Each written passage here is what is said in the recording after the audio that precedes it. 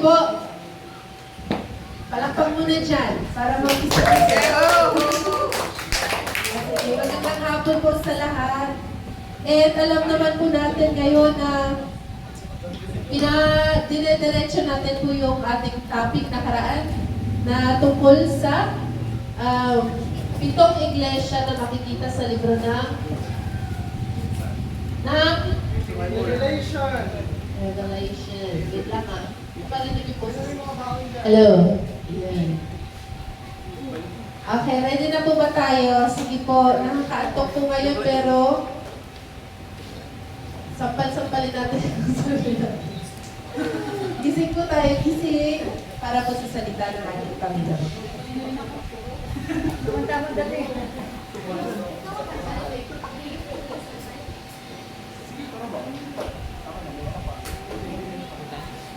Okay na po? O, sige po, makinig na po tayong lahat.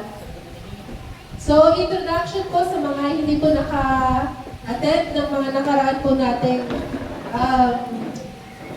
Word of God, mga last Sunday. So, nagdi-discuss po tayo ng 7 letters written for the 7 churches in Asia. Ito po ay makikita sa libro ng Revelation. At ito po ay sinulat ni Apostle John. So, review po ulit. Ito po yung 7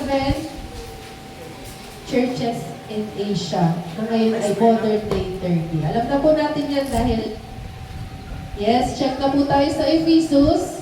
Check na rin po tayo sa Smyrna.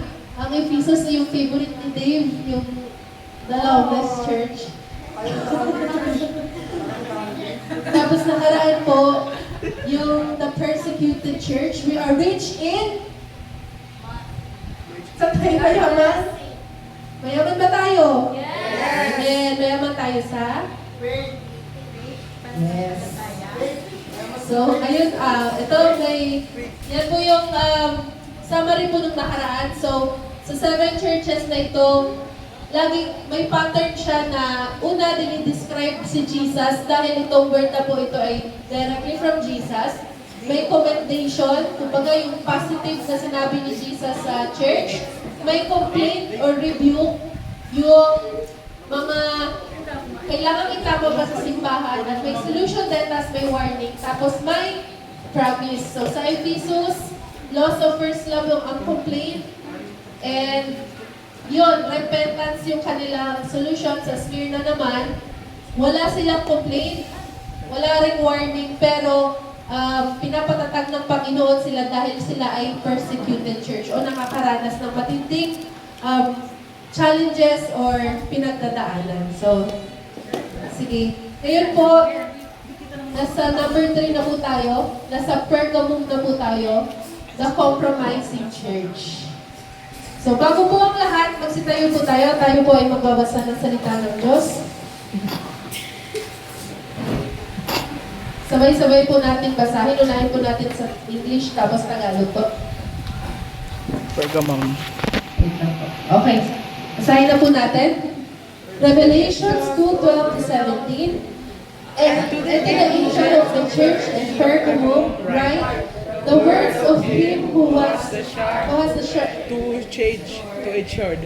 I know where you dwell, where Satan's throne is. Yet you hold fast my name, and you did not deny my faith. Even in the days of Antipas, my faithful witness, who was killed among you, where Satan dwells. But I have a few things against you. You have some there who hold the teaching of Balaam, who taught Balak to put a stumbling block before the sons of Israel, so that they might eat food sacrificed to idols and practice sexual immorality. So also you have some who hold the teaching of the Nicolaitans. Therefore, repent. If not, I will come to you soon and war against them with the sword of my mouth. He who has an ear, let him hear what the Spirit says to the churches. To the one who conquers, I will give some of the hidden manna, and I will give him a white stone with a new name written on the stone that no one knows except the one who receives it. Basahin po natin sa Tagalog. Isulat mo sa anghel ng iglesia sa Pergamo. Ito ang sinasabi ng may hawak ng matalas na tabak na may magkabilay may talim. Alam ko kung saan ka nakatira, sa kinaroroonan ng trono ni Satanas. Ngayon man, nanatiling kang tapat sa akin, hindi mo tinalikuran ang iyong pananampalataya sa akin. Kahit noong si Antipas na tapat kong lingkod ay patayin dyan sa kalagitnaan ninyo sa lugar na tinitiraan ni Satanas. Subalit may ilang bagay na ayaw ko sa iyo. May ilan sa inyo na sumusunod sa turuan ni Balaam na nagturo kay Balak upang mahikayan ang mga Israelita na magkasala. Kaya kumain sila ng mga pagkain inihandog sa mga Diyos-Diyosan at nakiapid. May ilan din sa inyong sumusunod sa katuruan ng mga Nicolaita. Kaya magsisi na kayo at talikuran ng inyong mga kasalanan. Kung hindi, pupunta ako dyan sa lalong madaling panahon at pupuksain ko ang mga taong iyon sa pamamagitan ng tabak na lumalabas sa aking bibig. Ang lahat ng may patinig ay makinig sa sinasabi ng Espiritu sa mga iglesia. Ang magtatagumpay ay bibigyan ko ng nakatagong pagkain. Bibigyan ko rin siya ng batong puti na kinasusulatan ng isang bagong pangalan na walang sino mang nakakalam maliban sa tatanggap niyo. Bigyan po natin ang ating mga mata. Panginoon, napakabuti mo, Panginoon. Lord, we bless your name, Panginoon. Lord, karapat-dapat kang purihin, Lord God. Lord, tinataas ka namin sa hapon na ito. Wala nang iba, Lord God. Hindi ang aming mga sarili, Lord God, kundi ikaw lang, Lord God, ang dapat papurihan, Lord. Lord, nagbibigay galang po kami sa inyong salita, Lord God, at naniniwala po kami na kapag kami ay humingi sa inyo ng talino, ng wisdom, Lord God, upang ito ay maunawaan, ito po ay ibibigay niyo sa amin, Panginoon. Lord, bigyan mo po ako ng sapat na kakayahanan upang maipaliwanag ang iyong salita, upang lahat ng lumabas sa aking bibig, Lord God, ay ayon lamang sa iyong will, Lord. Sa mga nakikinig, Panginoon, bigyan mo po sila ng mind na alerto, Lord God, sa iyong salita, na ito ay tatanim sa kanilang mga puso, Lord God, upang maging kasangkapan, maging armas ito sa aming pang-araw-araw na buhay, Lord God. Lord, humihingi kami ng tawad sa mga pagkakasala namin, Panginoon. Lord, kung ano man yung mga nagawa namin, Lord God, na pagkakasala na humahadlang sa aming pag-focus sa iyo at sa iyong salita, Lord, we rebuke them in Jesus' name, Lord God. Lord, walang makakahadlang, Lord God, sa aming pagsik ng iyong presensya, pagsik ng iyong word, dahil naniniwala kami, Panginoon, sabi sa iyong salita, hindi lang kami nabubuhay sa pisikal na pagkain, kundi sa bawat salitang lumalabas sa iyong bibig, Lord God. Ito po ay pagkain ng aming espiritu, Lord God. Tulungan mo po kami, Lord God, sa hapon na ito, Lord God. Lord, lahat ng ito ay dinadalangin namin upang mapapurihan ka. Lahat ito, Lord God, ay para sa iyong glory. Ang lahat ay magsabi ng Amen. Okay? Sige po. So, anong church na nga po tayo? Pergamo. So, meron po tayong short history po muna sa lugar ng Pergamo. So, ang Pergamo daw po ay isang wealthy city sa Asia Minor, yung sa mapa na nakita natin kanina, or modern-day Turkey. And was a combination of political power and pagan worship. So, dahil mayaman po ang syudad na ito, lagana po dito ang political power at pagan worship. So, ang pagan po ay mga sumasamba na hindi sa Diyos. Sumasamba sila ng mga Diyos-Diyosan. So, makikita po sa Pergamo ang mga templo ni Zeus, Athena, Apollo, and others. So, familiar po ba tayo sa kanila? Sila ay sa Greek mythology.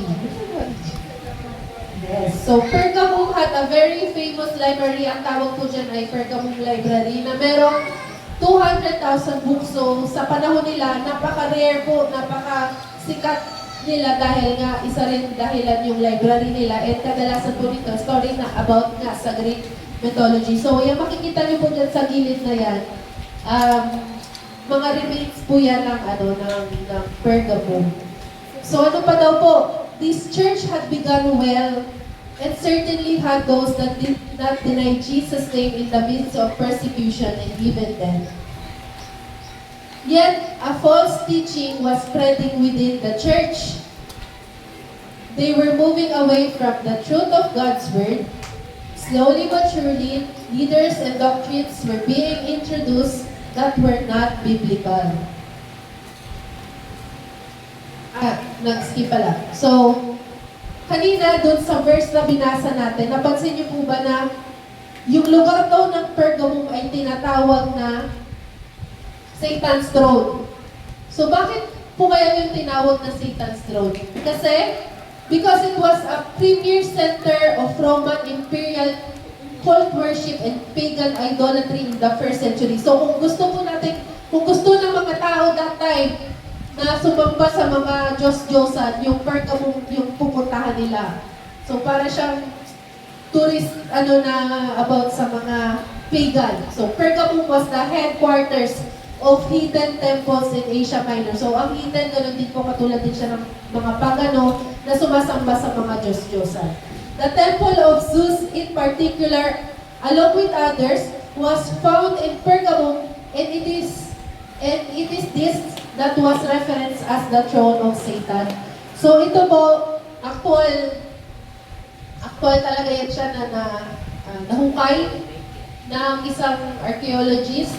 Tapos, pinagpira-piraso po yan, tapos dinala sa Germany. Tapos parang nasa Germany Museum na siya, Pergamum Museum. So, yan po ay throne ni Zeus. So, malamang po, kaya tinawag ng Panginoon na throne of Satan, yung Pergamum. May physical, talaga siya, dahil yan po ay ang throne ni Zeus. So, hindi lang si Zeus dun sa sa mga movie na pinapanood natin, kundi isa pala siyang Diyos-Diyosan nung panahon na yun. So the temple of Zeus in particular, along with others, was found in Pergamum, and it is this that was referenced as the throne of Satan. So the temple of Zeus in particular, along with others, was found in Pergamum, and ayan na siya. So basahin natin ulit yung red. Wait lang. Dito na yung aking So, sabi ng Panginoon, I know where you dwell. Pero mag-focus tayo dun sa I know where you dwell muna. So, I know where you dwell. Alam ko kung saan ka nakatira. Ikaw, alam ko kung saan ka nakatira. Sabi ni Lord. Alam ng Panginoon kung saan tayo nakatira o namamalagi. There are many difficult places that one can dwell. And yun, kaya pala yung commendation, yung good job ng Pergamum ay nag-hold fast sila sa faith nila kasi yung city nila is puro Greek gods. Pero yung mabuting gawa ng simbahan na yun ay nag-hold fast sila sa pananampalataya kay Jesus kahit na napapaligiran sila ng mga Greek gods na dinadayo pa ng mga foreigners para sambahin. Yun yung good job nila doon. So, para sa kanila, mahirap tumira sa gitna ng lugar na iba yung sinasamba ng karamihan tapos naiiba sila. Pero nagawa nila yon. There are many difficult places that one can dwell. Not just in the literal places, para sa atin ngayon. You may not dwell where Satan's throne is. So wala tayo sa Pergamum, wala na yung throne of Zeus, nasa museum na siya. Pero, maybe you dwell in an area the enemy likes to exploit. So ano yung exploit? Yung ina-abuse ka doon ng kaaway, ginagamit nyo ng kaaway laban sa'yo. At ginagawa niya yun, hindi para sa ikabubuti mo, kundi sa ikasisira mo. So, basahin natin yung mga ibang examples dito. Maybe you dwell in loneliness. Anong ibig sabihin ng maybe you dwell in loneliness? Nakatira mag-isa. Baka namamalagi ka sa kalungkutan. Baka namamalagi ka sa galit. Baka namamalagi ka sa puot, sa iyong kapwa, sa iyong sarili. Baka namamalagi ka rin sa unforgiveness o hindi ka makapagbigay ng kapatawaran sa iyong kapwa. Baka namamalagi ka rin sa bitterness. Yung puro negatibo yung nasa heart mo. Baka namamalagi ka rin sa pagsisisi o looking back with the regret. Maybe you dwell in envy. Continuous tayong nagkukumpara sa ating kapwa. Maybe you dwell in unsatisfaction. Yung walang makapag-satisfy sa atin, we always want more. Lalo na sa mga material na bagay, we always want more. We desire for more. We are greedy. We always desire for our benefit, di ba? Maybe you dwell in worry. Baka palagi tayong sa mga lugar na ito, kung namamalagi tayo dito, kaya itong gamitin ng kaaway para sa ating kasiraan. Maybe you dwell in isolation. Nakikipag-fellowship ba tayo sa ating kapwa? Maybe you dwell in disappointments. Wala na ba tayong nakikitang maganda sa buhay natin? Puro na lang ba yung mga irereklamo yung naiisip natin sa pang-araw-araw? Maybe you dwell in an abusive relationship, not just physically, but verbally, or any kind of abuse. Maybe you dwell in poverty or kakulangan. Maybe you dwell in sickness o sa mahinang katawan. Maybe you dwell in persecution. Maybe you dwell in unacceptance, yung hindi mo matanggap. Maybe you dwell in the past. O lahat ng mga bagay na pinagtagumpayan ng Panginoon sa'yo, nagdudwell ka pa rin doon. So tanungin natin ang ating sarili, where do we dwell right now? Sige. Sa bahay, sa Irawan. Sa bahay. Pero hindi, basahin natin, di ba? Israel dwelt 400 years down in Egypt before being called out to the promised land. Abraham and Sarah dwelt 25 years in some uncertainty, waiting for their promised child because matanda na silang dalawa and 25 years silang naghintay para doon sa simula nang naipangako ng Panginoon, naghintay pa sila ng 25 years doon sa pinangakong anak sa kanila. Moses dwelt 40 years out of the limelight down in the wilderness before being called by God to redeem His people. David was on the run from Saul, dwelling wherever he could, roughly 7 years. Yet the Lord had a plan for them all. So lahat ng nabanggit kanina, kung doon tayo nagdudwell sa mga negative, sa mga nakaraang napagdaanan natin, sa worry natin, sa galit natin, sa takot natin, sa lahat ng mga nangyari sa buhay natin, lagi natin tandaan na Panginoon na hindi pa tapos sa buhay natin, na tayo humihinga, may plano pa si Lord sa atin. So to Jesus know where we dwell. Alam ng Panginoon lahat ng pinagdadaanan ng bawat isa. Magkakaiba-iba man to ng aspeto, magkakaiba-iba ng level ng hardness, di ba? Kasi ang Panginoon ay nagbibigay sa bawat isa ng hindi susobra sa kanyang kakayanan. So, maniwala tayo kung nangyayari yan sa atin, ibig sabihin kaya natin with the grace of God. Amen? So, merong planong Panginoon, kailangan lang natin ng faith, maniwala tayo na even yung pagstay natin sa lugar na yun, halimbawa we dwell in depression, hindi natin kayang umahon. Diba? Yung pagstay natin doon, maniwala tayo na iaahon tayo dyan ng Panginoon, matatapos din yung season na yan. Hayaan lang natin yung Panginoon na pag kinuha tayo ng Panginoon, magpakuha tayo, mag-uwi tayo. So, puntahan naman natin yung yet you hold fast my name.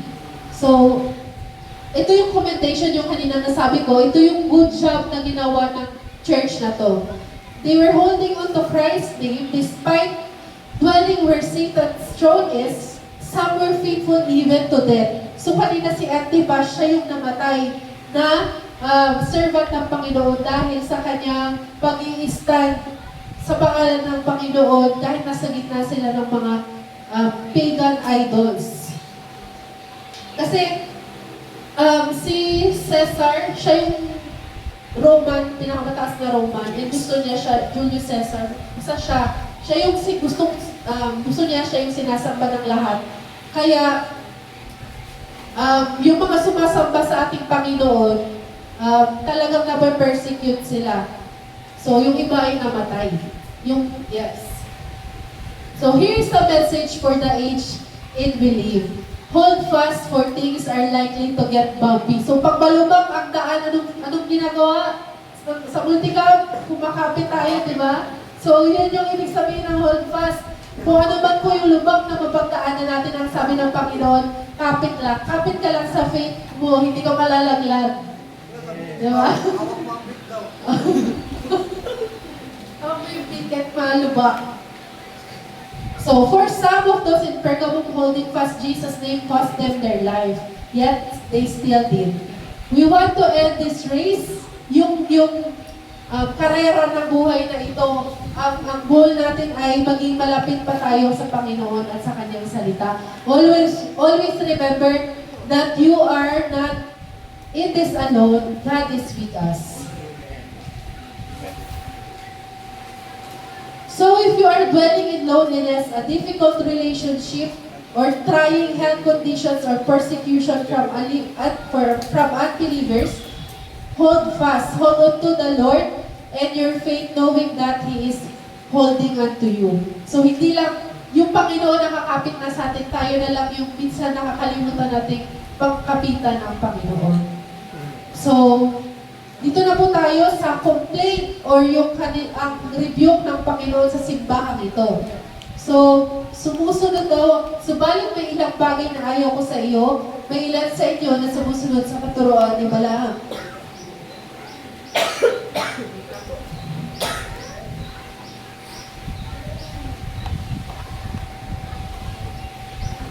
Some were holding to the teaching of Balaam with idolatry and immorality. Sino po nakakaalam ng story po ni Balaam at Balaak?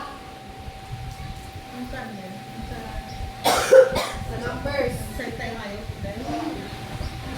Alam mo ba natin sa Bible na may nagsalitang hayop? Anong hayop yung nagsalita sa Bible? Sige, may premyo kay Pastor. Ano? Ahas, gorilla. Ahas? Gorilla, monkey, Ahas! aso, Sa Genesis yun. Maliban sa ahas. dinosaur. Donkey. Baka kambing sa Sino nagsabi ng donkey? Si Pastor din, premyohan niya yung sarili niya. So may nagsalitang donkey po sa story ni Balaam at Balaak. Sa Numbers po ito makikita. And we advise that you read it on your own. Kasi medyo mahaba po yung chapter na yon, pero napakaganda ng story na yon. So, ito yung mga ibang verses na nagbabanggit tungkol sa katuruan ni Balaam. Sabi sa Judas 11:1, kakilakilabot ang sasapitin nila sapagkat sumunod sila sa halimbawa ni Cain. Tulad ni Balaam, hindi sila nag-atubiling gumawa ng kamalian dahil lamang sa salapi. Naghimagsik sila katulad ni Korah, kaya sila'y namatay din katulad niya. So, sino ba si Balaam? Sino ba yan siya? Yan yung donkey o nagsalita yung donkey na yan. So, si Balaam ay isang pagan prophet or sorcerer for hire. So, ano ibig sabihin ng for hire? Binabayaran. Ang propeta, ang ibig sabihin ng prophet ay sila ay nagdi-deliver ng message from God. So, sa Old Testament, ang daming ginamit ng Panginoon na prophets dahil sila yung naging spokesperson ng Panginoon para sa nation, diba? Sa nation ng Israel o sa iba pang mga mga tao. So ito si Balaam, ibang pagka-prophet niya, kailangan bago siya magpo-prophesy, bago siya ng service niya, babayaran mo siya.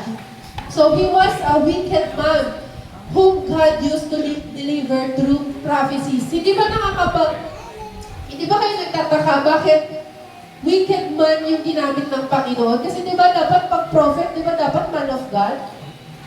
Di ba parang nakakapagtaka na wicked man siya pero nagpo-prophecy siya. Alam niyo ba kung bakit?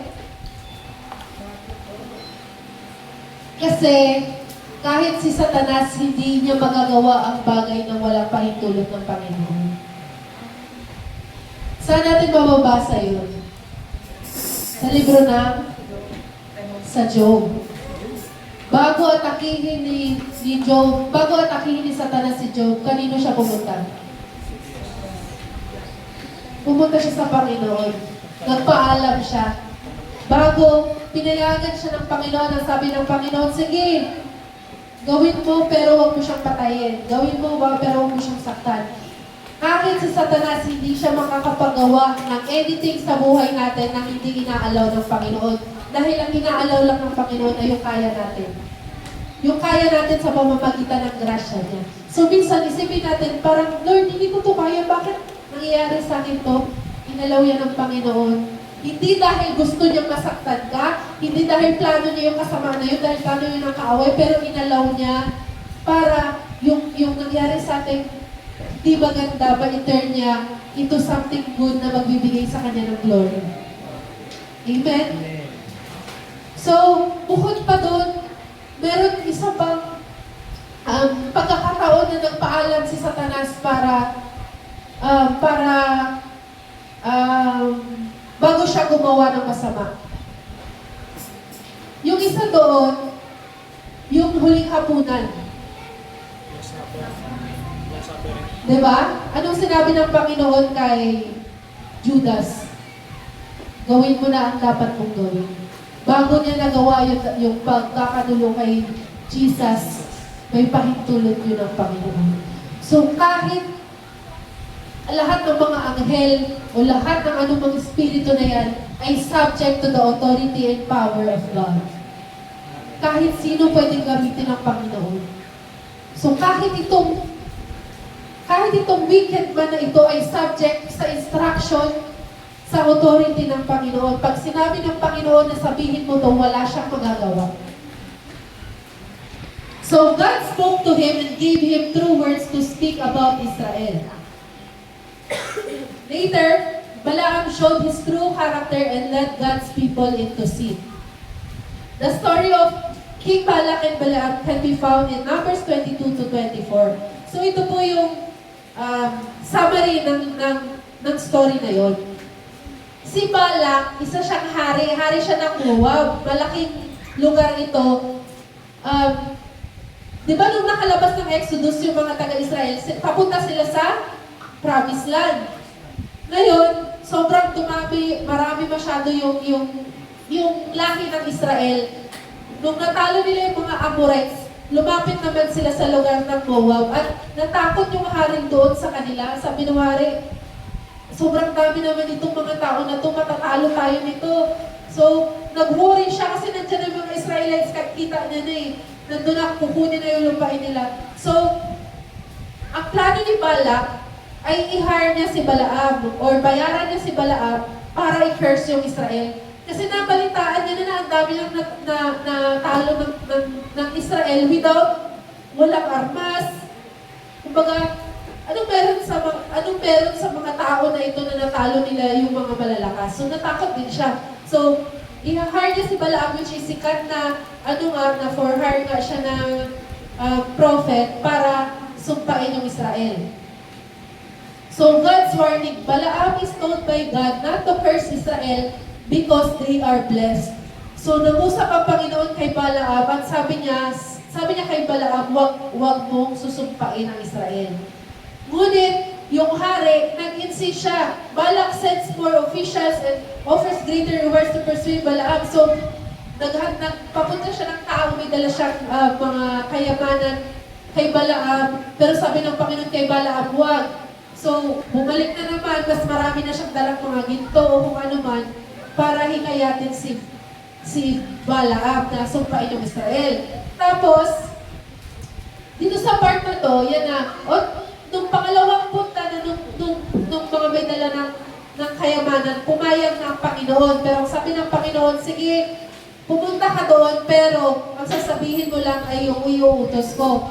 So, nung on the way na siya doon, si Balaam nakasakay siya sa donkey niya.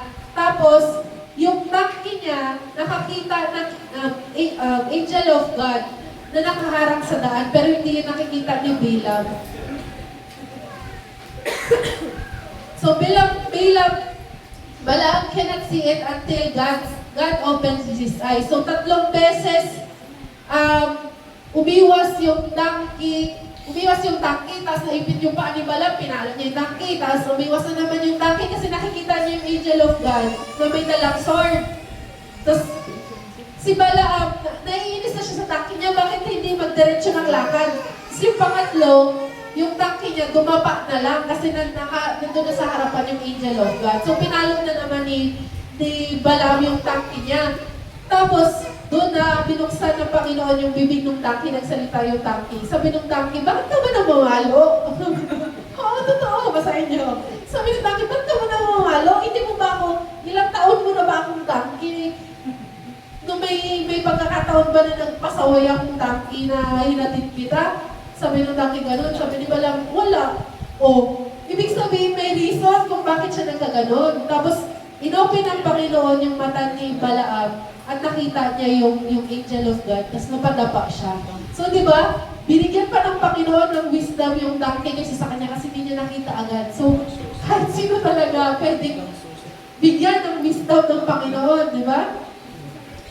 So, yun, basahin na lang natin yun, di ba, sa Numbers 22 to 24. So, nung nandun na si Balaam, nag-build sila ng mga altar, tapos nandito sila sa bundok na ganyan, tapos nandiyan yung Israelites sa baba. Susumpain niya na, di ba? Pero imbis na sumpain niya, naibigay niya ay blessing or biyaya. Balak takes Balaam to another place. Nag-fail, lipat na naman sila ng bundok, tayo na naman sila ng altar doon. Eh, hindi pa rin talaga, imbis na lumabas sa bibig ni Balaam, ay curse, ang lumabas pa rin ay yung gusto ng Panginoon na pagpapala sa Israel. So huwag tayong matakot, di ba? Kasi ang pagpapala ng Panginoon walang makakahadlang kung talagang will niya yun sa ating buhay. So, Balaam declares even stronger blessings and prophecies about Israel's future greatness. So parang 7 oracles yung nasabi ni Balaam. And napredict niya pa doon yung si Jesus. Nagsabi pa siya doon na nakakita siya ng scepter sa bayan na yon. Ibig sabihin, na-prophesy niya si Jesus na manggagaling doon sa bayan na yon. So, ginamit siya ng Panginoon upang magpropesiya ng totoo. Nag-finursing niya yung future ng Israel. So, nagaling to si Balaam kasi nga magbabayad nga siya, pero hindi nasusunod yung gusto niya. So, ito, God's blessing cannot be reversed. Balaam can only speak what God commands despite Balaam's pressure. So, kung ang command ng Panginoon sa atin, walang makakabalik ng salita ng Panginoon. So, even though he couldn't curse Israel directly, Balaam advised a different strategy. So, hindi niya ma-curse directly, gumawa siya ng ibang technique, nag-isip siya ng ibang technique kung paano matalo yung Israel. So, ang ginawa niya, ito na yung katuruan ni Balaam, dito na siya papasok. He encouraged Moab and Midian to tempt Israel into sin, especially through idolatry and immoral relationship. So, ano yung naisip ni, hindi effective yung direct curse, kailangan mag-isip ako ng iba. Ang ginamit ni Balaam at Balak para sa masirang Israel ay nagpapasok, inakit nila ang Israel sa pamamagitan ng mga babae. Mga babaeng Moab at Midian. Sino pa marunong dyan? Babae at ginamit nila. Indirect pero nangyari. Nasira ang Israel dahil sa mga babaeng Moab at Midian. Pinapasabi, talino ni Balaam, sabi niya sa hari, sabi niya, King, hindi effective yung technique natin, iba tayo, device tayo ng ibang plan. Magpapunta ka ng magagandang babae sa Israelites, tapos akitin nila yung mga Israelites. Ayun, nagpakakit. And bakit kaya nagkukos sa idolatry yun? Kasi, iba ang Diyos ng mga taga-Moab at Midian. May kanya-kanya silang Diyos-Diyosan. At pag nag-asawa ang isang Israelite, sa hindi nila equal yung, sasambahin din nila yung Diyos ng asawa nila. So, ang nangyari, nagtak silang Israelites sa Panginoong tunay. Sinamba nila yung mga Diyos-Diyosan ng mga napag-asawa nilang mga foreigners. So, Israelites are led to worship Baal and commit sexual immorality. So, ang Diyos-Diyosan na Baal na yan, sobrang lala niyan kasi si Baal, sa kanya sinasacrifice yung mga sanggol. Yung mga baby, pinapatay sa altar ni Baal. Kaya ayaw, galit na galit ang Panginoon sa Diyos-Diyosan na yan, sa pagsamba, sa pagsamba sa Diyos-Diyosan na yan. Dahil napaka-immoral ng pagsamba sa Diyos-Diyosan na yan. At ayun, ang daming namatay sa bayan ng Israel dahil sa dahil sa kanila pagsuway sa Panginoon. So sabi dito, Numbers 31:16, behold, this on Balaam's advice caused the people of Israel to act treacherously against the Lord in the incident of Peor. The people began to whore with the daughters of Moab. Nakipagrelasyon sila ng sexually sa mga babae ng Moab. This invited the people to sacrifice of their God. So Israel yoked himself to the Baal of Peor. So alam naman nila na tunay yung Panginoon nila, pero sumamba pa rin sila sa Diyos at dahil nga sa kanilang, bumigay sila doon sa tukso na naisip ni Balaam. So yun po yung teaching ni Balaam. So look at the enemy's change of tactics against the church. Napansin niyo po ba? Nagbago siya ng plano, hindi effective yung una.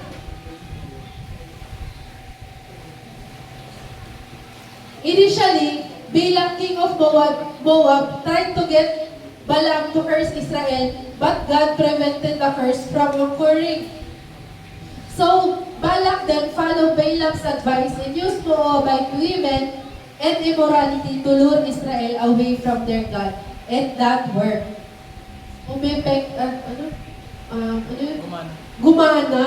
Gumana yung saya na ni kasi sabi na galit kasi si Balak, sabi niya kay Balak, hindi na kita babayaran, hindi naman effective, wala kang sinabing curse. Siyempre gusto ni Balak yung pera o yung treasure. Kaya yun, nag-isip pa siya ng ibang paraan. So, maalala po ba natin, against the previous church, Smyrna, yung pangalawang church, the enemy used persecution to try and stop the church. Pinahirapan ng kaaway yung Smyrna, lahat ng kahirapan, persecution, pero hindi yun umepekto dun sa church na yun, lalo pang lumapit yung mga mananampalataya kay Lord sa church na yun. So there was a change of tactics. If persecution doesn't work, maybe compromise through immorality will. So basahin natin yung salita na yan. Compromise. Kasi ito ay, ang topic natin ay about the compromising church. So ano ba yung compromising? Ito na yung ating main focus talaga. Ano ba ang compromise? Na-compromise na kasi ako, gano'n? So, Balaam couldn't defeat Israel with curses, so he helped corrupt them from within, leading them to sin against God by compromising their faith. So, yung pananampalataya ng mga Israelites na compromise, ano bang ibig sabihin na yun? So, basahin natin ang sabay-sabay. To compromise your faith means to lower your spiritual standards, principles, or convictions. So ano ba ang standard nating mga mananampalataya na naniniwala kay Jesus? Saan yung standard natin? Yung Word of God. Bible-based tayong mga mananampalataya. Dahil naniniwala tayo sa Word of God. So, sinusunod natin yung mga utos ng Panginoon. And yun yung standard natin. Utos ng Panginoon yung standard natin. Pero, kapag nag-compromise ka daw ng iyong faith, ay ibig sabihin, ibababa mo dun sa standard, ibababa mo sa inutos ng Panginoon, gagawin mo, hindi ka na makakasunod sa Panginoon. So, basahin natin. A compromising Christian is defined as a believer who knows biblical truth, kilala niya ng Panginoon, but gives into worldly values, cultural pressures, or personal desires. Maaari po ba ngayon na tingin ba natin nagko-compromise tayo? Kasi kilala na natin yung Panginoon eh. May nagagawa pa kaya tayo ngayon na nako-compromise natin yung faith natin, nako-compromise natin yung salvation na natanggap natin sa Panginoon? So, ito mga common ways, Christian compromise, pero marami iba-ibang ways yan. So, number 1. So, ang ganda ng prayer natin dahil kanina, no? Saktong-sakto. So, media and entertainment, consuming music, TV, movies, or mobile games, not normalize or celebrate sins such as violence, sexual immorality, or profanity. Bakit kaya nakikinig lang naman ako o nanonood? Pero sabi sa salita ng Panginoon, i-guard natin kung ano yung pumapasok sa mga isip natin. Kasi meron pa tayong subconsciously, kung tumatatak yan sa brain natin yung mga hindi kaaya-aya, mga bagay, mga violence, mga hindi natin dapat panoorin, mga masasamang salita. Kasi pag napuno tayo niyan, saan lalabas yan? Lalabas din yan sa bibig natin. Gagawin din natin yan. Pagpatuloy natin ginagawa yan. So, Dave, charot.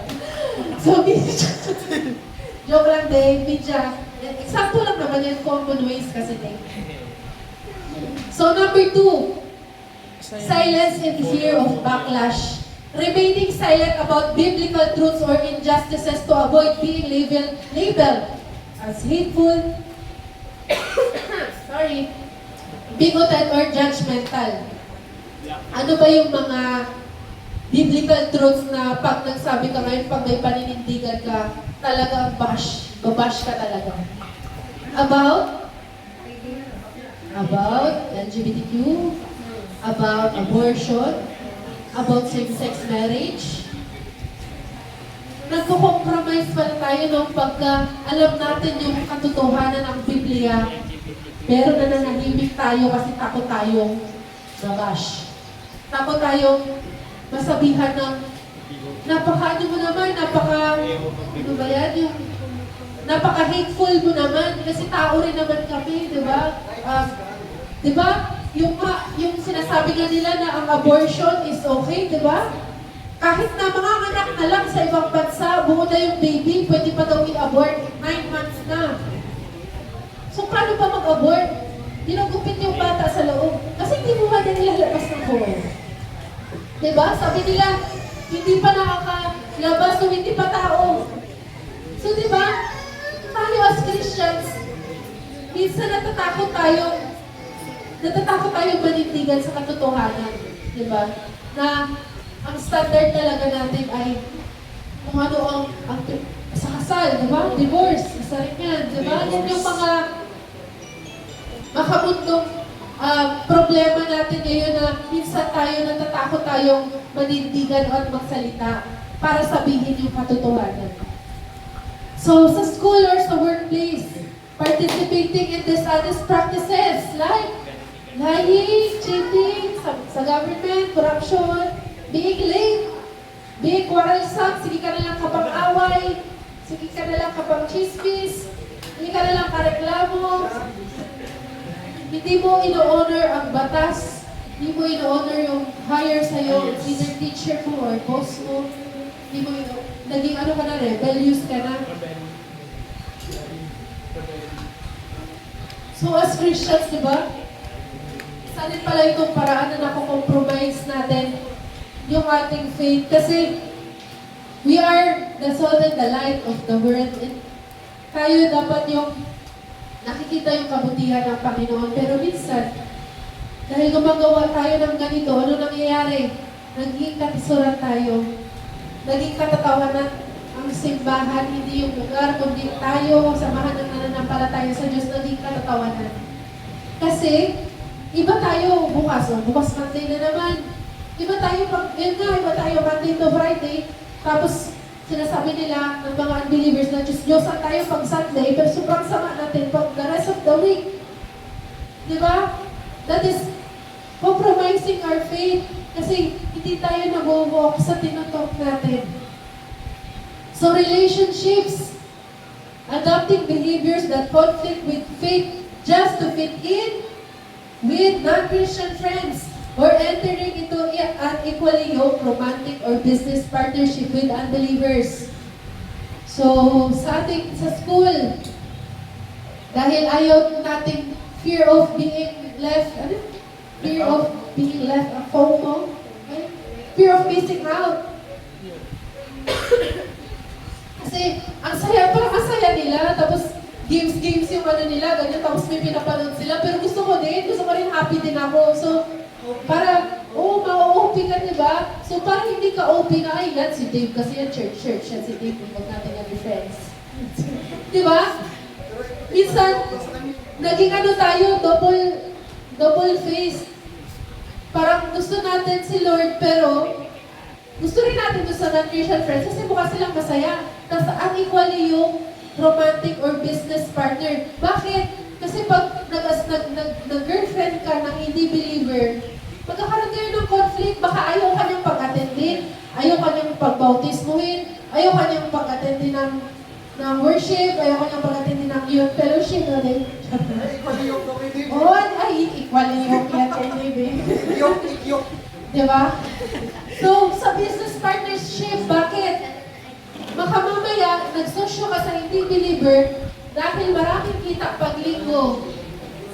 Hindi kayo magsasara ng linggo. Kasi doon maraming tao. Diba? So, unequally yung business ninyo kasi kailangan mo, pag nag-compromise ka, ibig sabihin, ikaw yung mag-a-adjust. Ito yung standard mo i-adjust mo para maging okay kayo. So, spiritual neglect. Gradually skipping on personal prayer, Bible reading, or church attendance to prioritize career, wealth, or other personal desires. So, parang wala lang, pero labing natatamaan siya. Diba yung Bible reading pa lang, kahit kami ni Pastor, nagkakaroon kami ng ganyang struggle. So, holding grudges, following the world standard of keeping bitterness or seeking revenge instead of practical, biblical forgiveness. Yung gusto mo ikaw magigante, di ba sabi ng Lord, the vengeance is mine. So, magpatawad ka na anak, the vengeance is mine. Pero hindi, Lord, kailangan makapitik lang ako isa lang, di ba? Kailangan makaganti lang ako kasi nagigigil ako, di ba? So, holding grudges, tayong mga Christians expected sa atin na tayo ay madaling magpatawad. Dahil napakarami natin kasalanan na pinatawad ng Panginoon, sino tayo para hindi magpatawad? So, witchcraft.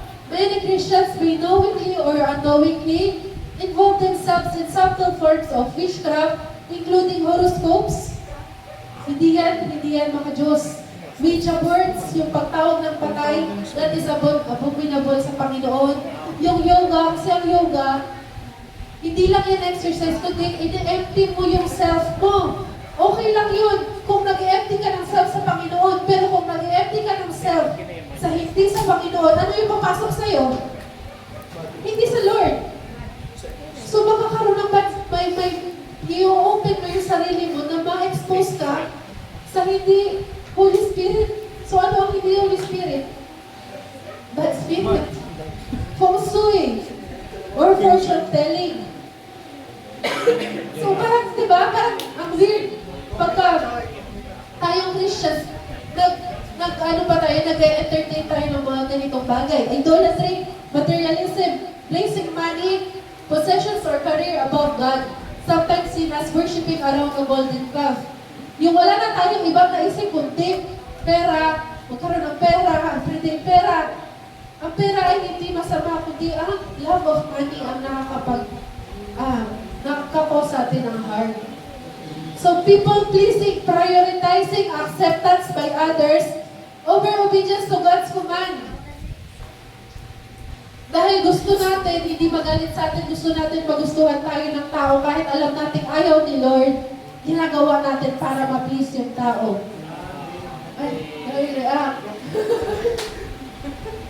People pleaser yards. So moral laxity, tolerating sexual immorality, pornography, premarital sex, and changing standards. So alam na natin yan. Vices or pleasures, love of money, gluttony, alcoholic or drug use. Sino may alam dito ng gluttony? Ano yung gluttony? Matakaw. Excessive. Baon ka nila, baon. Hindi daw excessive. Sakto lang gutom niya. Hindi, nagugutom mo yun. So, Segundo alam niya yung bakit. yung mga bagay na to, dahil, bakit yung alcoholism? Kasi, imbis na sa Panginoon tayo mag-seek ng comfort sa alcohol. Imbis na sa Lord tayo mag-seek ng comfort sa milk tea. Diba? Addiction din to eh. Kasi, yung mind natin, imbis na sa Lord natin ituon, dinadivert natin sa iba, pero hindi sa Lord, sa iba. Dun sa parang, effective to, pero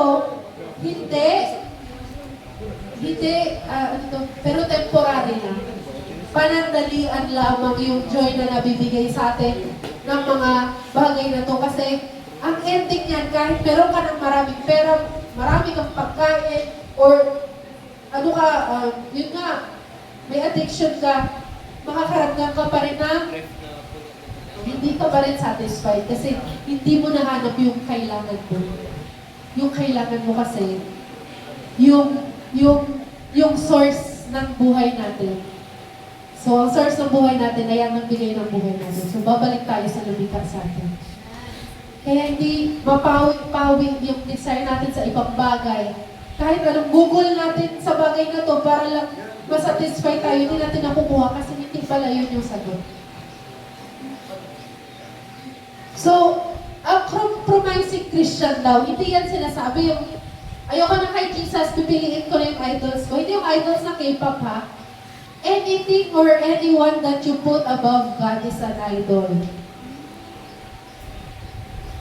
Anything or anyone that you put above God is an idol. So, paano mo masasabing na put above? You spend more time on that thing more than God. You spend more time thinking about that thing or yung attention mo, yung puso mo na sa bagay na yun, kahit kumpara sa pag-ibig mo sa Panginoon. So, i-analyze natin yung buhay natin. Ano ba yung idol natin? Idol ba natin yung cellphone natin? Ilang oras tayo sa cellphone, ilang oras tayo sa Lord? Karamihan sa atin, idol yung cellphone natin. Sa akin, 1 hour lang. Ata. Sino ba? Yung girlfriend mo, Dave. Charot. Joke lang. Anyone or anything we do, material man yan, na inuuna natin kaysa sa Panginoon ay nagiging idol. Hindi na katulad natin, ang idol talaga ay may malaking statue na sasambahin. Hindi natin alam, sinasamba na pala natin yung pera. Hindi natin alam, sinasamba na natin yung trabaho. Hindi natin alam, sinasamba natin yung cellphone. Di ba? Hindi natin alam, sinasamba natin yung career natin. At hindi natin alam, sinasamba na natin yung sarili natin. Amen? Ang sinasabi ng compromising Christian ay, I can't have the idol and keep Jesus too. Pwede ba yun? Na ginagawa ko to, pero okay lang yan kasi yung faith pa naman ako kay Jesus. Si Jesus pa rin yung Depende pipiliin po. ko. Depende. Compromising Christian ba tayo? Kinikip ba natin yung idol natin, pero kampante tayo kasi naniniwala naman tayo kay Jesus eh. Yun ang compromising Christian. Pwede ba yun? Anong sabi ng Panginoon? You cannot serve? You cannot serve two masters. It's either God or man. And God is a jealous God. Hindi niya gustong may kahati sa'yo. God is a jealous God. Ayaw niya. Ayaw niya na mag-iba kang sinasampa maliban sa Kanya. Siya lang ang isang tunay na Panginoon. Deserve niyang sambahin ng buong ikaw. Hindi yung 1/4 ng ikaw. Hindi, tapos yung ibang part sa'yo, iba na yung sinasamba mo. Kung ano yung focus mo, more than God, yun yung sinasamba mo. It's either sarili mo, or kung ano yung mga, minsan nagiging idol din natin yung mga biyaya ng Panginoon. Gusto natin blessing ng Panginoon, gusto natin pagpapala ng Panginoon, gusto natin protection ng Panginoon. Nag-focus tayo sa gift ni Lord, hindi sa nagbigay. Naging idol natin yung gustong gawin ni Lord sa buhay natin, hindi si Lord mismo. Sino ang reward natin? Ano ang reward natin? Prizes ba? Kayamanan ba? Hindi. Ang reward natin ay si Jesus mismo. Kilalanin pa natin si Jesus para ma-appreciate na natin na, Lord, hindi pala yung binibigay mo yung gusto ko, Lord, ikaw pala mismo. Kasi ikaw pala mismo yung nagmamahal sa akin. Addition na lang yung pag-provide mo, pag-protect mo, pagbigay mo sa akin ng makailangan ko. Ikaw pala mismo, Lord. Hindi ko lang kasi alam. Hindi ko alam na ganun mo kamahal. Hindi ko alam na ikaw pala yung price ko, ikaw pala yung reward ko, at hindi yung mga kaya mong bibigay sa akin. So maraming bagay yung pwede natin maging idol. And yun, kailangan natin magkaroon ng meditation time sa ating sarili na, Lord, ano pa ba yung mga kailangan kong i-repent? And ano ang repentance? Ang pagbabago ng pag-iisip at paggawa. Pagbabagong buhay ang repentance. Hindi repentance ang emotion, hindi repentance ang feeling guilty, hindi emotions ang being, ano yun, nagre-regret ka lang. Hindi yung tunay na repentance kung inuulit mo pa rin. Kung ginagawa mo pa rin, ibig sabihin, hindi ka ba tunay na nag-repent? Kasi ang tunay na repentance ay may panibagong ikaw. Hindi mo na ginagawa yung mga alam mong ayaw nang gawin ng Panginoon. And, yun. So, we can compromise on preferences but not on principles. So, ano ba yung preferences? Yung mga gusto lang natin. Yung halimbawa, sa church, si Mama, iba yung preference niya. Halimbawa, magpipintura tayo ng walls. Ang gusto niya, pink. Si Pastor gusto blue. Di magkakompromise silang dalawa. Yung isa, mag-give way. Diba, si Ma'am Birch, magkakompromise siya kay Pastor. Ay, sige, kasi mas okay yung talaga yung blue. Okay lang yun na mag-compromise si Ma'am Birch. Kasi preference lang yun, hindi prinsipyo. Ang prinsipyo natin yung alam natin kung ano ang Panginoon. At alam natin kung ano yung gospel. O halimbawa, anong preference natin? Ang gusto ni Ma'am Birch, spaghetti. Si Pastor gusto niya, pansit. Or kung saan yung outing natin. Gusto ni Ma'am sa Jose. Gusto ni Pastor sa Talagotyong. O, di ba? Okay lang yun. Yung mga church, kaya sa mga nakatanda ng ibang church, iba-iba yung pamamaraan nila. Iba-iba yung pamamaraan nila ng discipleship. Iba-iba yung pamamaraan nila ng teaching. Iba-iba yung pamamaraan nila ng giving. But that's just preference. Ang mga Kristiyano kahit iba-iba ng pamamaraan, basta iisa ang prinsipyo, iisa pa rin sila, iisa lang ang simbahan, iisa lang ang body of Christ. So, some example of these things about which we should not compromise. The essentials of the Christian faith, including the gospel and the faithful preaching of the word, the lordship and authority of Christ, and your personal convictions. Bakit personal convictions? Kasi, iba yung conviction ng bawat isa sa atin. Maaaring ito yung conviction mo sa bagay na to, pero iba yung conviction sa tao na to. Hindi mo i-apply yung conviction mo sa conviction niya.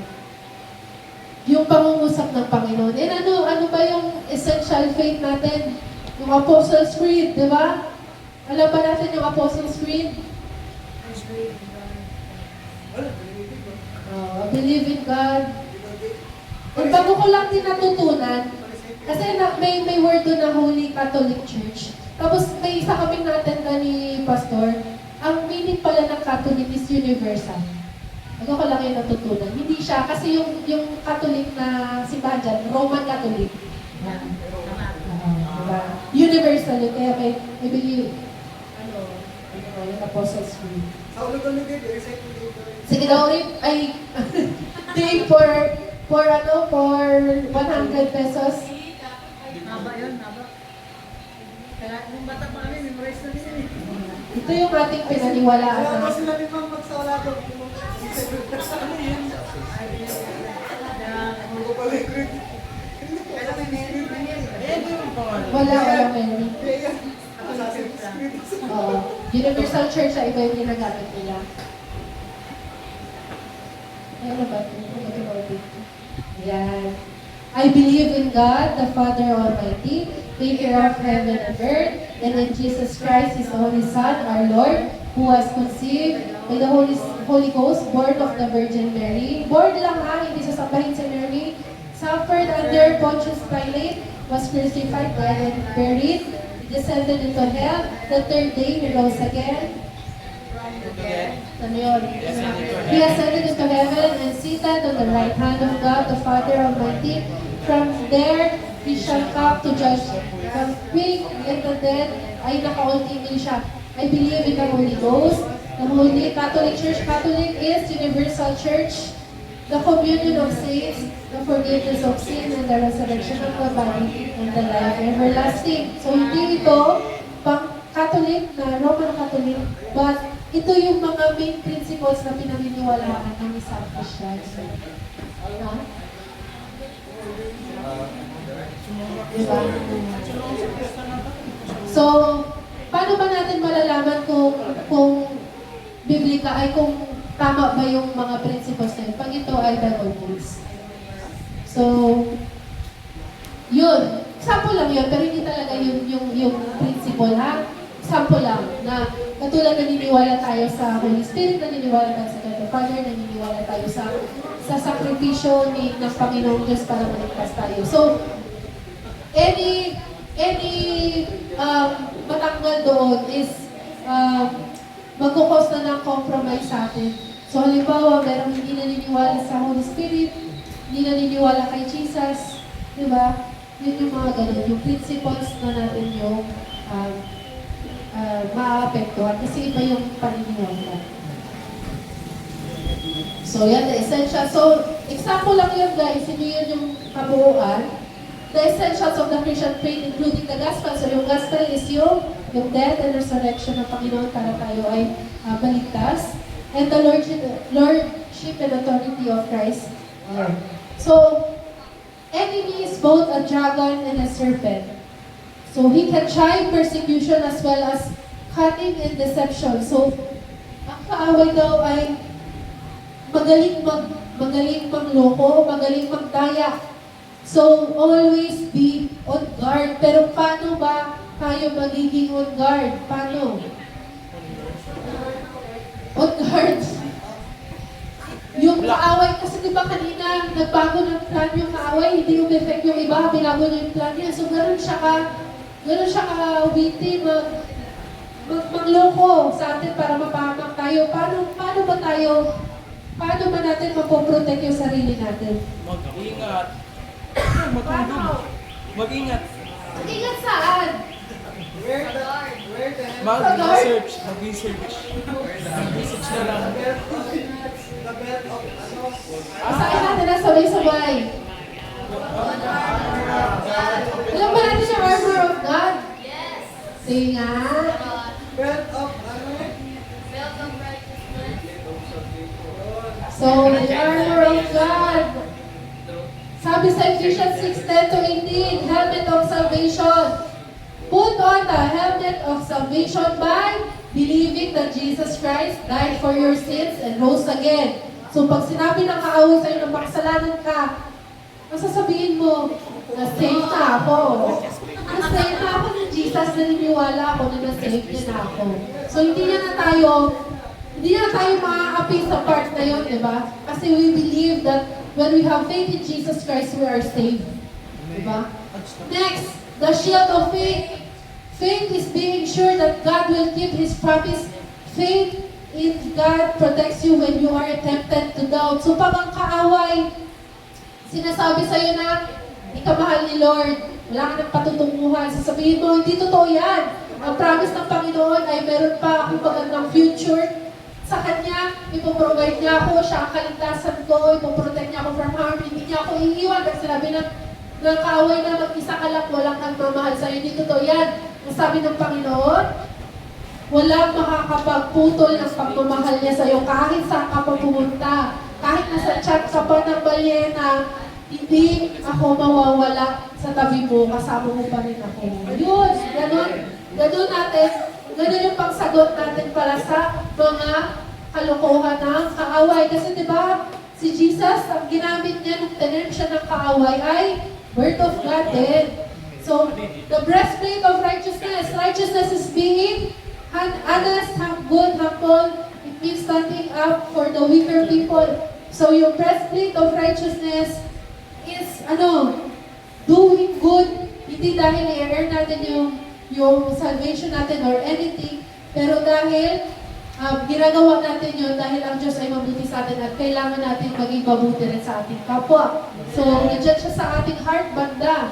Kasi nandiyan ang ating pagmamahal sa ating kapwa, di ba? The belt of truth. Truth keeps us from giving in to world's beliefs. Pag sinabi ng mundo, mag-ipon ka, magkayod ka, gawin mo lahat, magdaya ka na lang para marami ka ng pera. Di ba? Para mabilis, magganito ka na lang. Para may future ka, para alam mo yung, para pag nag-aanak ka, save yung ano mo. Pero anong sabi? Hindi tayo naniniwala sa pamamaraan ng mundo, naniniwala tayo sa katotohanan ng Diyos. Sabi ng Diyos, araw-araw ipoprovide kita, araw-araw isustain kita. Compare your beliefs and action to the truth of God, the truth of the Word of God. So, laging, yun, katulad kanina, pag nagdududa tayo sa isang bagay, or sa isang nabasa natin, or sa sinabi, sa Pyrenees, halimbawa, may nasabi ako na nag-cause ng duda sa inyo, isang gunin nyo lagi sa Bible kung biblical ba siya. So, yun ang katotohanan na yung salita ng Panginoon.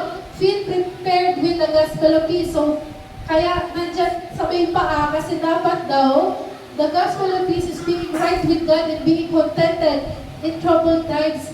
Jesus said, peacemakers were blessed. So, feel prepared with the gospel of peace. So, kailangan natin matutong i-share kung ano ang gift natin nalaman. The sword of the Spirit, which is the Word of God. So, ito yung ginamit ng Panginoon nung natem siya ng kaaway. God's Word is our offensive weapon. It is a double-edged sword. Napakatalim niya. Kaya niyang i-pierce kung ano man yung mga nasa heart natin. Wala nang mas matalim pa sa salita ng Panginoon. When we tell others about the Bible, the Holy Spirit helps other people to see their bad actions and make them want to be forgiven. So masakit ang salita ng Panginoon dahil nire-rebuke tayo. Nire-rebuke tayo hindi dahil hindi niya tayo mahal. Nire-rebuke tayo kasi hindi natin nare-realize yung mga dapat natin baguhin sa sarili natin. So kung nasaktan ka sa salita ng Diyos, ibig sabihin effective ang salita ng Diyos sa'yo. Amen? Hindi nakakagulat na nasasaktan tayo dahil maging thankful tayo na, Lord, oo nga, ganito na pala ako, hindi ko na-realize. Kaya na-realize ko ngayon ang selfish ko pala, na-realize ko ang self-centered ko pala, Panginoon, na-realize ko gusto ko pala sa akin yung glory, hindi ko napansin yun nung hindi ko nabasa yung salita mo, nung hindi ako natamaan sa narinig kong salita ko. So yun daw ang ating, yung shield natin ay hindi physical na mga armas ngayon, kundi ang armor of God. So mula ulo hanggang paa, kung tayo ay nagbabasa ng salita ng Panginoon, tayo ay protektado ng Word of God. So ito yung solution or counsel naman. So katulad ng unang church, solution sa problema ng church na to ay repentance. At supposedly remove the ones that were teaching these evil doctrines. Ibig sabihin, sa church ngayon, may mga nagtuturo na wala sa Bible. May mga, halimbawa, may mga pastor na nagsasabi, pero parang totoo, sounds okay, sounds enticing, pero hindi na pala nasa Bible. So, kubra or kumulang na pala siya sa Bible. Kaya, ang ano ng Panginoon sa church na to ay mag-repent at maalis yung mga naniniwala sa doktrina ni Balaam. Kasi ang doktrina ni Balaam ay para sa ating distraction. So, doon sa church na yun, kahit na yung faith daw nila, hindi sila nagsasamba ng ibang Diyos-Diyosan, pero may mga nagtuturo sa within the church. Kasi ang ginawa ni Balaam, yung atake niya from within. So, ibig sabihin na dito sa church nila pala, yung false teacher. Ibig sabihin, sasabihin ng pastor, okay lang yung abortion kasi importante yung katawan mo. Di ba, tunog okay, pero teka lang, sa Bible ba okay ba yun? Okay lang yung same-sex marriage. Yung may ganung katuruan for the sake of their benefit. So, malamang yung mga teacher na to, dahil katulad sila ni Balaam, may nakukuha silang benefit. Mga prosperity gospel. Bakit? Kasi ang prosperity gospel ay nakafocus sa biyaya lang. Sa biyaya, always good. Lord, sasamba ko sa iyo, sabi mo, mag-o-overflow ang blessing. Paano ngayon kung na problema ka na? Paano mo nasasabihin ng Panginoon? Kung nakafocus ka sa prosperity, paano na? Wala na si Lord. Bakit? Kasi yung iba, hindi natin nila lahat, pero dahil they want that para marami silang mag-gain. Kasi hindi pwedeng sa mundong ito, walang Christian na hindi nakakaranas ng persecution. And that is the truth. Yes, totoo ang blessing ng Panginoon, pero kailangan natin matutunan na kahit walang blessing tayo nakikita, ganun pa rin yung faith natin. Meron man o wala, steady yung faith natin. Kasi pag nakadepende tayo dun sa ibibigay ng Panginoon, pag inalis, syempre, wala na rin yung faith natin. Kung pag inalis yung pera, wala na, hindi na magsisimba. Pag inalis yung comfort, wala na, ayoko na sa Lord. Pag inalis yung health mo, nagkaroon ka ng sakit, wala na rin, hindi ka na rin naniniwala sa Lord. Pag nag-focus tayo sa comfort and blessing, yun yung mga delikado sa prosperity gospel. So, example lang rin po yun. So, otherwise, the one with the sword of his mouth would fight against them. So, ang Panginoon mismo ang lalaban sa kanila. So, our Lord hates religious and moral compromise. He calls His people to live differently. So, ito na yung warning. If they don't repent, Jesus will fight against those that hold to that which He hates. So, I will soon come to you and will fight against them with the sword of my mouth. So, ito yung challenge. So, patapos na tayo. So, those that overcome will be given hidden manna and a white stone with a new name on it. So, ano daw ba to? Bakit ito yung ating kumbaga parang ito yung reward pag sumunod daw. Pag sumunod tayo sa sinabi ng Panginoon kung anong dapat natin gawin. So, dito natin yan makikita. He who has an ear, let him hear what the Spirit says to the churches, to the one who conquers. So, sa mga magtatagumpay, magbibigay ako ng hidden manna. I will give him a white stone with a new name written on it. Written on that stone and that no one knows except the one who receives it. So, ano ba to? Bakit siya price? Parang simpleng ano lang naman siya. So, ito daw yung mga blessing. Hidden manna, a white stone, and a new name. So, yung hidden manna ay nagsisimbulay siya sa manna was a provision to the children of Israel in the wilderness. It is a type and is parang may ano lang, may type of error. So, sino nakakaalala ng manna? Manapak. Manapak. Yung nasa desyerto yung mga Israelites, dahil gutom sila, nagulat ng pagkain ng Panginoon na parang tinapay sa kanila. Araw-araw merong fresh manna. So, it symbolizes God's provision. So, ang promise ng Panginoon, ang provision ko sa'yo, ito yung magiging, ito yung reward, di ba? It is fellowship and experiencing Him that is important. He is the one that satisfies. Siya yung nakakapag-satisfy, hindi yung binibigay niya. Si Lord, tama pala to, hindi pala yung typo error. It is a type of Jesus Christ. Ibig sabihin, ang mana natin ay si Jesus. So, hindi any pagkain, kundi hindi yung binibigay niya, ang mana natin ay si Jesus mismo at yung fellowship sa Kanya, na-experience natin yung kabutihan niya, siya yung makakapag-sustain us for eternity. So, sabi ng Lord, kung nandyan ako sa'yo, wala ka nang ibang hahanapin pa.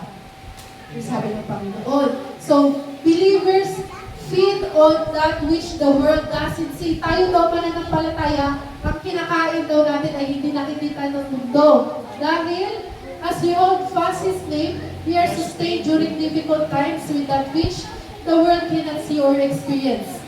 Hindi alam ng Panginoon kung bakit hirap na tayo, may joy pa rin tayo. Hindi alam ng mundo.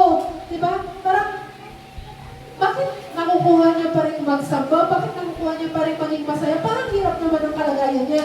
Yung mga hindi nakakilala sa Lord, hindi yun nag-make sense sa kanila. Hindi nila nakikita yung source of joy natin kahit wala naman tayo physically, wala tayo sa pera, wala. Yun, parang, bakit happy ka pa rin, diba? So yun daw, dahil tayong mananampalataya ang nagpapakain sa atin, ay ang faith natin sa Panginoon. Si Jesus mismo ang ating source of everything. So, ang white stone, it is a sign of acquittal. So, parang merong background ata na ito na pagka ikaw ay na-acquit o hindi ka, o napangulang sala ka na, bibigyan ka ng white stone. So, ang white stone na ito, nagsisimbolo na victory na ikaw ay na-acquit na sa kasalanan mo at welcome into our new home dahil ang home natin ay sa langit. So, a new name. So, some key people in the scripture were given a new name by the Lord. So, example, si Abraham, pinangalanan siya ulit ni Lord ng Abraham. Si Jacob, pinangalanan siya ng Israel. Si Simon, pinangalanan siya ng Lord na Peter. Each time it is significant that the new name given by God represents that which He sees that the person has or will become. So, nakikita ng Panginoon yung future natin. And yun nga, di ba? Pag nanampalataya tayo sa Panginoon, we are a new creature. The old is gone and the new has come. So, yung mga magulang daw natin, sila yung nagkaroon ng honor para pangalanan tayo. Pero yung Heavenly Father natin has the right to name you this. And that is an eternal name. So, meron, papangalanan din tayo ng Panginoon na yun ay magiging eternal name natin. And yun yung best na nagdi-describe kung sino ba talaga tayo. Kung paano niya tayo nilikha. So, yun lang. Yun ang summary ng church na ito. So, ang good job nila ay nag-hold fast sila sa kanilang faith. Hindi sila sumamba sa kila Zeus, sa Greek mythology. Kahit na may pinatay na membro nila, nag-hold fast pa rin sila. Kaso nga lang, pinasok sila ng mga false teachers na nagpipreach na wala sa Bible or nang wala sa Word of God. Na nagpipreach na akala nila parang okay pakinggan pero taliwas sa tunay na salita ng Diyos na nililit sila sa kapahamakan. Tapos, ang rebuke sa kanila, yun, and ang solution is to repent. And ito na nga yung reward. So, tapos na po yung ating number 3. Palakpakan po natin ang Panginoon. Alam ko po na medyo nakakaanto kasi ang daming historical background, ang daming hindi, kumbaga, ang daming details, information overload, di ba? Pero, thank you Lord na na-survive natin kasi kung kayo natututo, kasabay nyo rin kami ni Pastor every time na kami ay may preaching. Kami rin mismo ay natututo dahil kami rin ay mga tupa ng Panginoon. alam na kami lang nagsasalita dito, pero sa heaven pala, mas malaki yung mansion nyo pala kaysa kay Pastor. Gusto nyo yun? Yes. Competitive! Di ba? Kasi kahit kami, nagkaroon lang kami ng oportunidad. Katulad ni Balaam, hindi, sawa ng Panginoon, wag naman kami, hindi kami ganun na wicked, pero kumbaga, we have the opportunity to share the word to you. Pero, ang Panginoon pa rin yun. Ang Panginoon ang nagbigay ng wisdom, ang Panginoon ang nagbigay ng will, and ang Panginoon ang magtatanim sa puso natin dahil sabay-sabay tayong natuto para magamit natin. Kinabukasan, Lunes na naman, kayo nakabakasyon, pero sa amin na nagtatrabaho, another testing of our faith, another testing kung hindi na naman tayo magko-compromise ng faith natin. Deserve ba ni Lord ng compromise faith? Deserve ba ni Lord ng compromise faith? Hindi. Anong deserve ng Panginoon? Buo, pure at tunay na faith sa Kanya.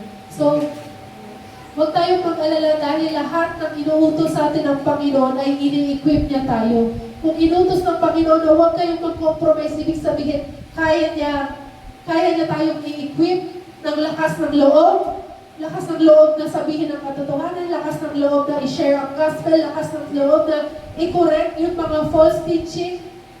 Ano ba? Lakas ng loob na baguhin yung nakasanayan natin, lakas ng loob na lumabas sa comfort zone natin. Ano ba?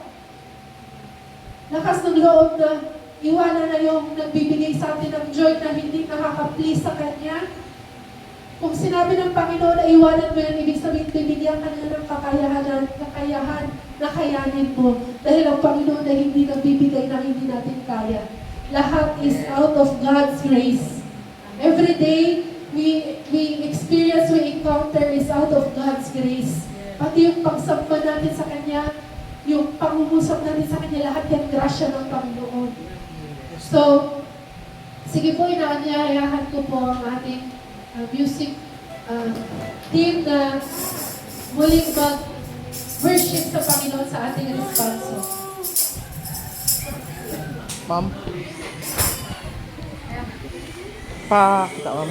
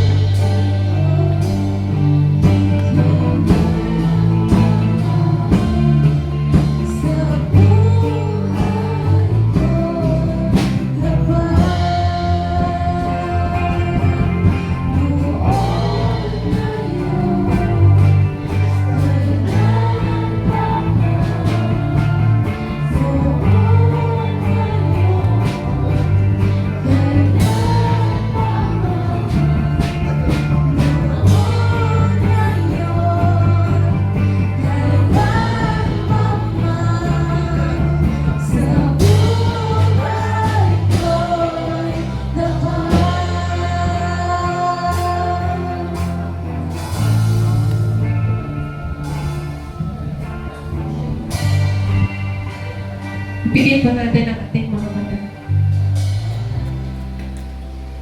Panginoon, maraming salamat po sa salita mo, Panginoon, ngayong hapon.